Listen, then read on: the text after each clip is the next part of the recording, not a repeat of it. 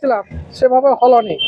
সে প্রথম নম্বর মাইক প্যান্ডেল যে মানে আমাদেরকে দিলনি, তারপরে আমি গেছি, তারপরে আর কোথাও পাইনি সেরকম।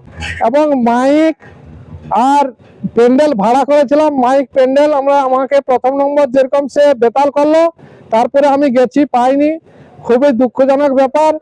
আর আমার মা বাবার সেই যে এটা মানে শ্রদ্ধা অনুষ্ঠানটা বছরের, সেটা আজকে করব।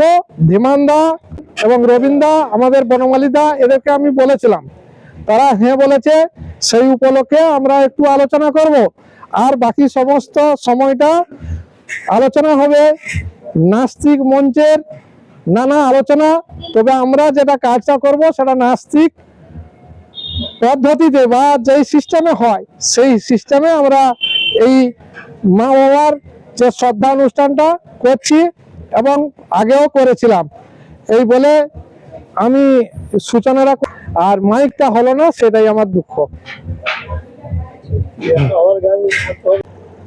পশ্চিমবঙ্গের ঝাড়গ্রাম জেলার গোপীবল্লভপুর অঞ্চলে বাঁধগোড়া গ্রামে নাস্তিক মঞ্চের আয়োজনে চতুর্থ নাস্তিক সম্মেলনে নাস্তিক মঞ্চের পক্ষ থেকে সকল অতিথিকে স্বাগত জানানো হচ্ছে।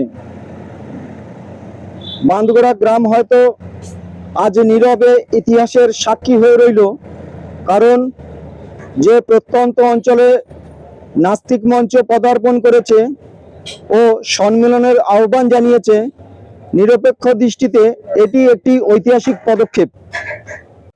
সমাজকর্মীরা আন্দোলন করছেন, তার অভাব বিষয় যে চারাবন্দি পাহাড়টাকে আরবন্দি পাখিয়ে প্রায় বলা যেতে পারে টুরিস্ট স্পট এবং একই সাথে কমার্শিয়াল টাউন এবং একই সাথে একই সাথে ওখানে একটা ট্রাভেল স্পটও তৈরি করা হয়। প্ল্যান্ট যেটা রয়েছে ট্রাভেল স্পট এটা হওয়ার পরে, এই যে ঘটনাটা হওয়ার পরে আপনাদের যদি খবর আছে তাহলে দেখবেন যে এই যে ফাঁকা করে দিয়েছি স্টে করে দিয়েছি, সেখানে একটা বিরাট পরিমাণে ভূমিকম্প হয়,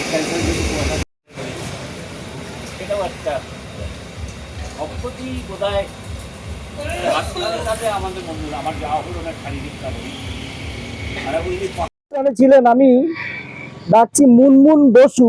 তখনও ওনারা মুনমুন বসু এবং তার জীবন সঙ্গী সুশীল দা কোনো পদবি ব্যবহার করেন না, আমিও পদবি সেইভাবে ব্যবহার করতে চাইছি না। দুজনে আজও আছেন, তো এখন বলবেন মুনমুন বসু।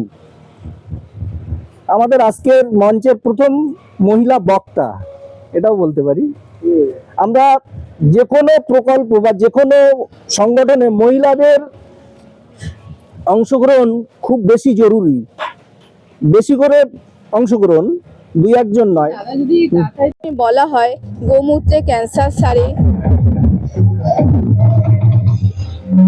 বা গরুর দুধে সোনা আছে, এরকম আরো নানান অপ্রয়োজনীয় কথা। তাই বলবো সিস্টেমকে বদলানোটা ভীষণ জরুরি। আজকের ফ্যাসিবাদী সরকারের আমলে প্রত্যন্ত গ্রামের সাধারণ স্কুলে দলিত শিশুকে জলের কলসি ছুঁতে দেওয়া হয় না। ঠিক তেমনি প্রতিষ্ঠিত যে শিক্ষা প্রতিষ্ঠান বলতে আমরা বুঝি, যেমন আইআইটি, তাদের বার্ষিক ক্যালেন্ডারে ইন্ডিয়ান নলেজ সিস্টেমের নামে পুরাণকে মান্যতা দেওয়া হয়। বলা হয় যে পুরাণে যা আছে সেটাই ইতিহাস বা সেটাই বিজ্ঞান। যাই হোক, আর বিশেষ কিছু বলবো না। আমি মনে করি যে একটা যুক্তিবাদী বা ধর্মহীন সমাজ গড়ে তুলতে পারলেই সেখানে সম্পূর্ণ একটা গণতান্ত্রিক সমাজ আমরা বা গণতান্ত্রিক সিস্টেম আমরা তৈরি করতে পারবো। সকলকে অভিনন্দন, শুভেচ্ছা, নমস্কার।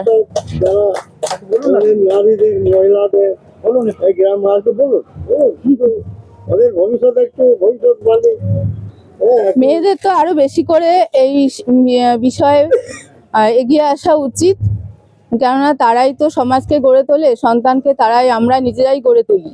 তো সুতরাং আমরা নিজেরা যদি আলোর সন্ধান না পাই, তো আমরা সন্তানকেও গড়ে তুলতে পারবো না। তারাও আমরা নিজেরাই হয়তো অজান্তেই তাদেরকে অন্ধকারের দিকেই নিয়ে যাব। ধন্যবাদ। আপনি প্রথমে অনেক উদ্যম হয়েছে নার্সিং হোমতে গেছিলেন এবং শুধু কলকাতা থেকে তখন কেউ কাউকে চিনতাম না আমরা। আজকে দেখেছেন এই শ্রাদ্ধ শান্তি, আমি বহুদিন আগে 2010 সালে আমার বাবার এরকম মারা যাওয়ার পরে আমি শ্রাদ্ধ করিনি। প্রতিবেশীরা আমাকে বিভিন্ন রকম বিদ্রুপ অভিশাপ, ব্রাহ্মণরা অভিশাপ দিল যে ওই লোকটি বা ছেলেটি আর বাঁচবে না বেশি দিন। কিন্তু দুর্ভাগ্যের বিষয়, আমি সমাজের একজন প্রতিষ্ঠিত মানুষ, খুব গরিব বাড়ি থেকে উঠলেও অনেকটা শিক্ষা দীক্ষায় পৌঁছতে পেরেছি। সেটা কেবলমাত্র প্রচেষ্টা প্রচেষ্টা প্রচেষ্টা। একটা সম্মান জ্ঞাপন হবে আমাদের, আমরা যে যার বাড়িতে আছি, যাদের বাড়িতে আছি, যারা এই গ্রামে, এরকম একটা প্রত্যন্ত গ্রামে ব্রাহ্মণ বর্জিত স্মরণ সভা বা শ্রদ্ধা অনুষ্ঠান করার সাহস দেখিয়েছিলেন, সেই সাহসের দেখানোর জন্য পরিবারকে সম্মান প্রদান করছেন আমাদের রবীন্দ্রনাথ নায়ক মহাশয়। আর সম্মান প্রদান করবেন এবং তার সাথে আপনি কিছু বলবেন।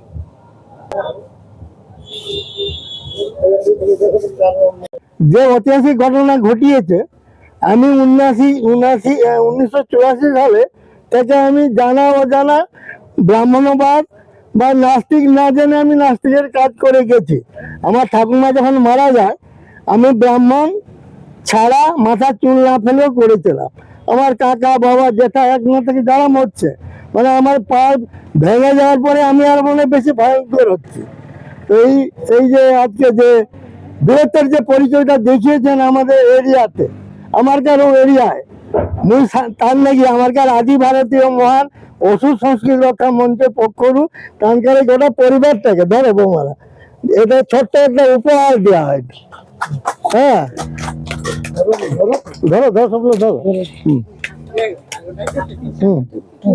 এবারে বনমালী নায়ক, এক সময় এটা যদিও আমার ভাবনা হয়, তো এমন ভাবছিল কি করবে, যাও সে একটা ঐতিহাসিক ঘটনা ঘটেইলা। ওই যে বৌমাটা ধরো, আসো। এ হচ্ছে